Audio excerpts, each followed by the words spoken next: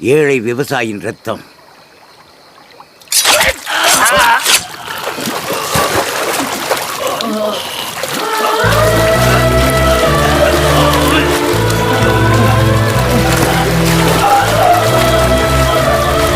ஒரு 40 கிலோ மூட்டைக்கு 40 ரூபா கமிஷன் வாங்குறாங்களாம்.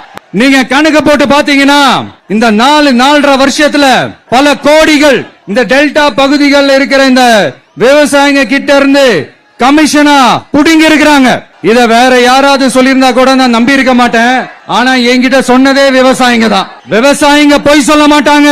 ராணிப்பேட்டை மாவட்டம் ஆற்காடு அருகே நெல் கொள்முதலுக்கு லஞ்சம் கேட்பதாக குற்றம் சாட்டி அரசு கொள்முதல் நிலைய அலுவலர்களுடன் விவசாயிகள் வாக்குவாதத்தில் ஈடுபட்டனர். மூட்டைக்கு 50 முதல் 60 ரூபாய் வரை அதிகாரிகள் கட்டாயப்படுத்தி வசூலிப்பதாக குற்றம் சாட்டினர். நாங்கள் இங்கே சொந்த ஊரில் இருந்துட்டு நாங்கள் எங்கள் டிபிசியில் வந்து நெல் போகிறதுக்கு எங்களால் முடியல. கேட்டால் அதெல்லாம் சொல்ல முடியாதுன்னு சொல்லிட்டு திமிரா பதில் பேசுகிறாங்க. டைரெக்டாக முதலமைச்சருடைய கண்ட்ரோலுக்கு இது போய் சேரணும். ஏர் பிடிக்க தெரிஞ்ச பல கைகளுக்கு இன்னும் இந்த போனை கூட கையில பிடிக்க தெரியல. போன் மட்டும் கையில பிடிக்க தெரிஞ்சா தமிழ்நாடு முழுவதும் இந்த மாதிரி பல புகார் குவிஞ்சிருக்கும்.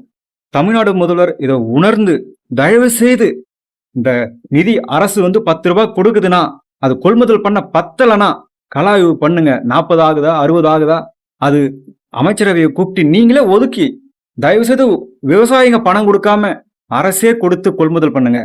ஒவ்வொரு வேர்வையும் சிந்தி ஒவ்வொரு மூட்டையும் விளைய வச்சா அதுல ஒவ்வொரு மூட்டையிலிருந்து 60 ரூபாய் 10,000 ரூபாய். ஒரு விவசாயி 10,000 ரூபாய் கொடுத்தா இந்த தமிழ்நாடு முழுக்க இருக்க விவசாயிகளா எவ்வளவு அமௌண்ட்? தமிழ்நாடு கடனே அடைஞ்சிரும். ஒரு விவசாயம் பண்ணவே தமிழ்நாடு கடனே அடைஞ்சிடலாம் போல.